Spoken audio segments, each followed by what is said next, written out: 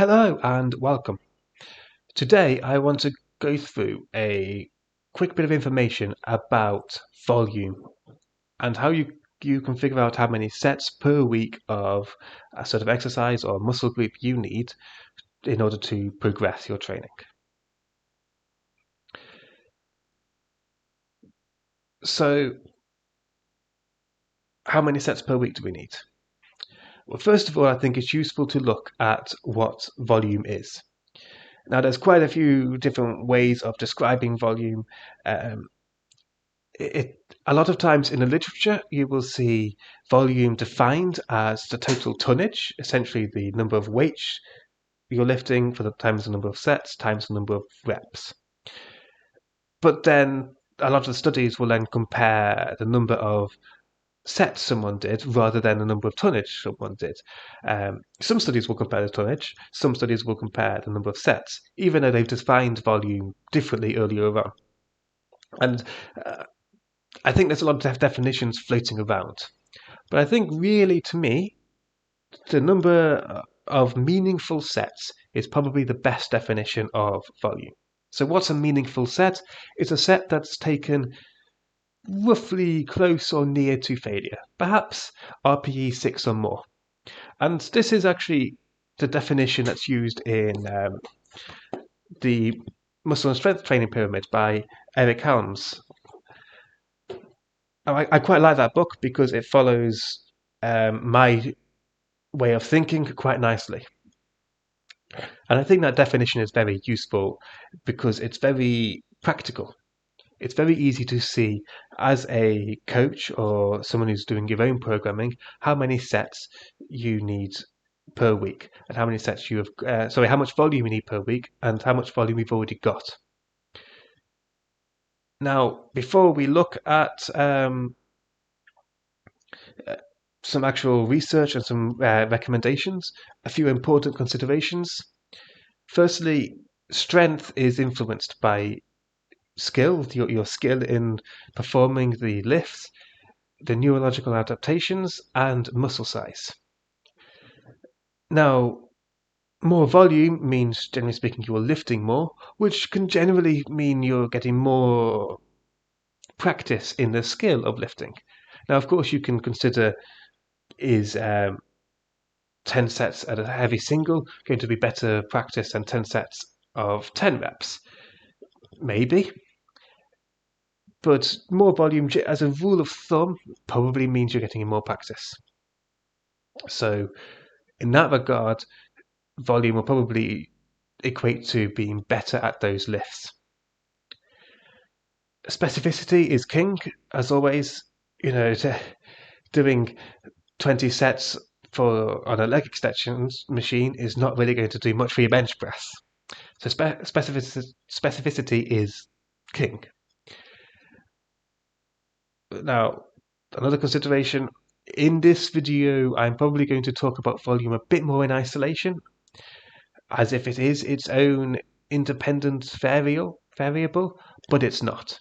Volume is heavily related to intensity. The frequency is almost very similar to volume, but exercise variation, periodization, intensity, recovery, all of these interlink with volume. It's not an independent variable, even though I'm probably going to look at it as if it is in this video series, which is why I want to mention it right now. And finally, the novice effect. Essentially, if you get someone who is untrained and you get them under the bar, squatting, benching, deadlifting, they're probably going to grow in strength and muscle size regardless of what you throw at them. So that's important to bear in mind when we look at some of the research. Now, a quick overview of the research. If you want to see essentially a quick summary of the majority of the articles which I've looked at, check out my website in the description. There's quite a lot of research actually on volume. I just want to offer a quick overview of them. So the majority of studies compare doing 1 set versus 3 sets. Now, I'm not too keen on this because it's not always that clear. So what do I mean? So you could perhaps have a study which compares the differences between one set of an exercise versus three sets of an exercise. Except that study could compare someone doing, let's say, the bench press twice per week. And so that means that one group of participants will be doing the bench press twice per week for one set. So that's essentially 2 sets per week, while the other group may be doing bench press twice per week for 3 sets. So that's essentially 6 sets per week. So what you're doing is actually comparing 2 sets versus 6 sets per week, rather than 1 versus 3. Now things get even more complicated when a lot of these studies may have different protocols. For instance, they may do, say, just the bench press, but then they may have for the pecs almost, but then they may do 3 exercises twice a week for the quads. So that means that there will be essentially 3 sets on day 1, 3 sets on day 2. So one group of participants will perhaps be doing 3 exercises twice per week for one set, so essentially 6 sets per week for the quads. The other group will be doing, therefore, essentially 18 sets per week, which target their quads. Meanwhile, they may just be doing 2 sets for the bench press versus 6 sets for the bench press. And that same study will make conclusions about, volume is more effective for the legs than it is for the upper body. Well, no, your research methods were awful. And there's a lot of that. A lot of studies equate volume by sets or tonnage. It's about a split 50-50. And that's quite useful, actually, that they do try and equate volume in that way. Now, it's also worth mentioning the majority of studies look at untrained lifters. The research on trained athletes is minimal and quite poor. Like they will have athletes who have been training for years, apparently, and yet I've only just got their own. They can only just about bench their own body weight. So, are they really trained athletes? I'm also not too sure about their methods of testing 1 rep maxes. If you're asking them to test the 1 rep max for a squat, actually, what are they classing as a squat? Is it to parallel, to below parallel, ass to grass? Is it a quarter squat? Do we really know? And that's very difficult, because some studies, I've seen one study where you had an untrained lifters. It was looking at untrained lifters. The average weight for those untrained lifters was about 80 kilos, and yet the average full squat, was 200 kilos. As an untrained lifter being able to lift 2.5 times their body weight on a squat for 1 rep max, but they weren't squatting. So those weaknesses in the studies. However, despite that, I think it's important to bear in mind all studies shown one of 2 results. Either more volume is better, or more volume and less volume are the same. In none of the studies was less volume better. So reduced volume was never the better option. It was always equal or worse than more volume. And finally, a lot of the research also talks about consistency. So even the programs which have athletes doing maybe 3 or 4 sets per muscle group per week, and that's it. They're essentially going to the gym, doing a single hard set for that muscle group and calling it a day. And they may go to the gym 3 times a week and do that, but it's just one single set. But even those athletes, they're untrained, but even those athletes make progress. And the progress isn't. The progress is normally a significant difference between them, but it's still very clear progress. And I think the main thing to take away from that is consistency is key. Even if you can only get in the gym and do one hard set, that's often going to be good enough. You will progress, or at the very least, not regress. You will be able to maintain your gains, or you will gain strength or muscle size just by going in the gym and doing that one hard set. That consistency is what's important. And that's the biggest takeaway I think I've taken from this entire research, really. Now, as I was saying, a lot of the research is a bit messy. So when I was saying um, some research will have people comparing 5 sets to 15 sets for the lower body, but then maybe just 2 sets to 6 sets for the upper body, and drawing the same conclusions based on those results. It's very messy in that regard, and with half the studies looking at tonnage and others looking at sets and some of them looking at different rep schemes and things, it's all a bit messy. Now we do have a couple of meta-analysis, and the meta-analysis are quite good actually. They dig into some of the maths by comparing the actual data from the studies and almost bringing all of those data sets into their own individual study. And so they're quite good in that regard in terms of coming up with recommendations. And these two meta-analyses, which I think are quite good, are by Brad Schoenfeld and others, and Ralston and others.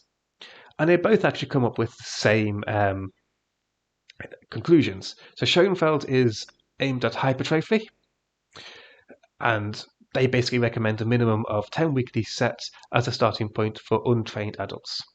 Ralston's study recommends 10 or more weekly sets for novice athletes, just like Schoenfeld's. Ralston also states that for more experienced individuals, such as advanced and elite trainees, the sparse data available suggests that medium weekly sets, so a medium level of volume or a higher level of volume, may create greater strength gains compared with lower levels of volume. Now, unfortunately, that's not actually a huge amount to go off, really. Basically, 10 or more sets per week for untrained lifters and gradually increasing. Now, I've got some recommendations based on this. The general recommendations would be, say, novice lifters aiming at 10 or more sets per week, intermediate lifters aiming at 15 sets or more per week, and advanced lifters aiming at 20 sets or more per week. And it's important to perhaps recognize that this is per muscle group. But these are very general recommendations. They really are. And they're that general that I don't really hold a huge amount of confidence in them. What I would suggest is to try and follow the athlete's response.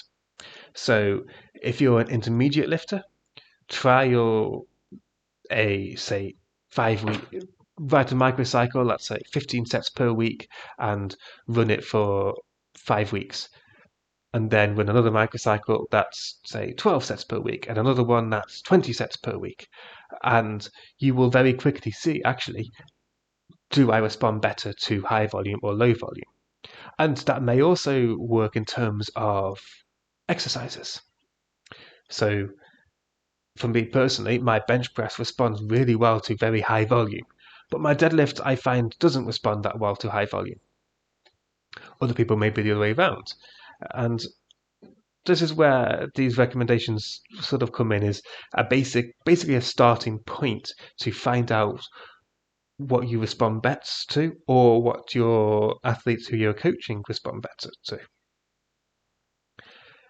Now, they're my general recommendations, but it's important to always come back to the principles of strength training. You can have the perfect amount of volume, but if that volume isn't specific or there's no overload, if you're breaching some of the other principles of strength training, then you're not realistically going to make much progress. Now, as a side note, I've got here the scientific principles of strength training. Highly recommend it. I'll put a link in the description. But as long as you're following these strength training principles, you're probably going to be pretty good. Consistency is key, and the consistency is the most important thing, really. It doesn't matter how many sets you do. If you are consistent, you will always be better.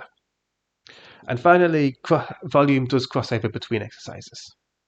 So, for instance, if you want to say 10 sets for your shoulders, and you're looking at your week and you've got 8 sets of bench press, well, just doing 10 sets then of military press is probably going to be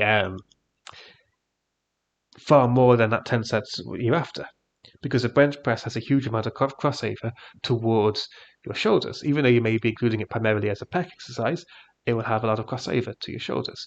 The same with, it also have a lot of crossover to triceps.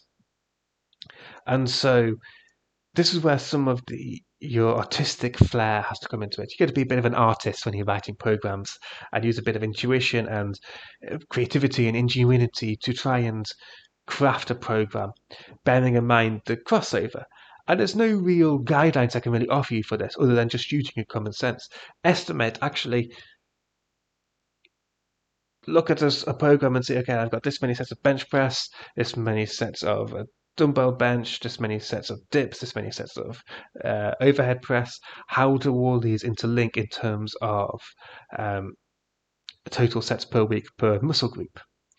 Alternatively, you could also look at it in terms of sets per primary powerlifting exercise. So you'll want sets which are equivalent to 10 sets of squats, equivalent to 10 sets of deadlifts, equivalent to 10 sets of bench press, etc. And I'm saying equivalent because actually the deadlift will cross over to the squat, the press will cross over to the bench press, and so on. And so that's how you can sort of apply these recommendations to practice. Now, periodization also comes into this. Some degree of periodization is quite often necessary for intermediate or advanced lifters and can be useful to some extent for novice athletes as well.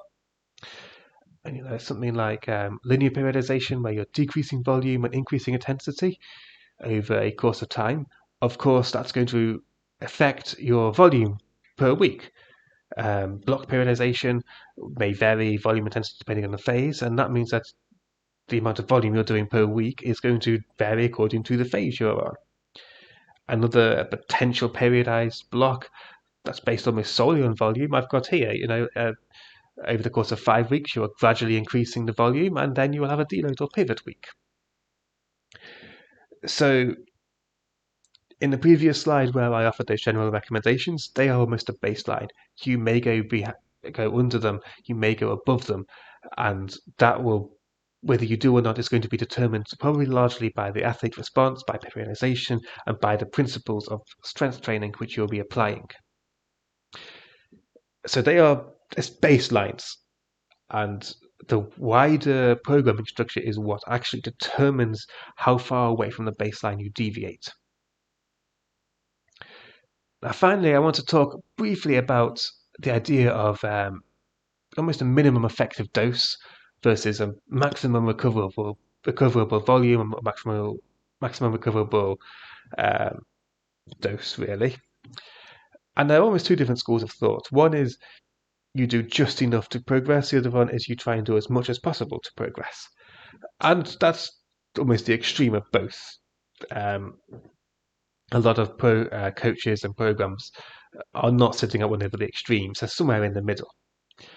Now, both systems have their merits. And there's limited evidence, I think, to really indicate that one is better than the other. My advice is to trial both.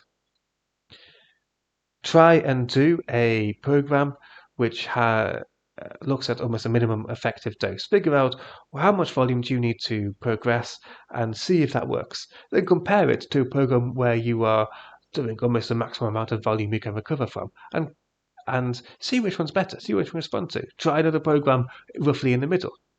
Because at the end of the day, you're not really missing out on much. Those programs, should all work.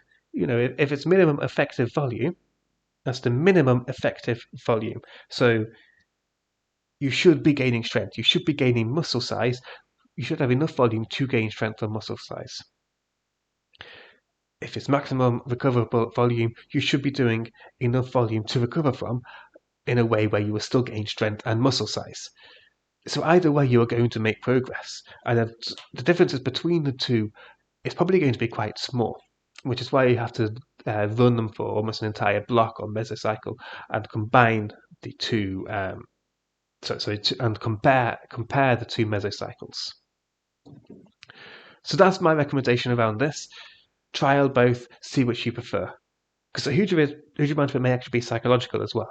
You may just hate higher volume programs and you may love lower volume programs. And that's fine. But that psychological effect of loving style programming and hating another style of programming is going to influence your compliance and also the effectiveness of your training. So trial both, analyze both, and compare the results and come to your own conclusions. And let's ignore that final slide, that shouldn't have been there. But that's it. That's the discussion around volume. I'll go back onto the recommendations as a final slide, I think, in terms of what I recommend for novice lifters, intermediate lifters, advanced lifters.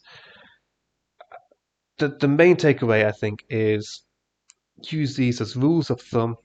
Consistency is king, and apply the basic principles of strength training and the athlete's response to these recommendations and the principles in order to find the best way forwards for that individual athlete.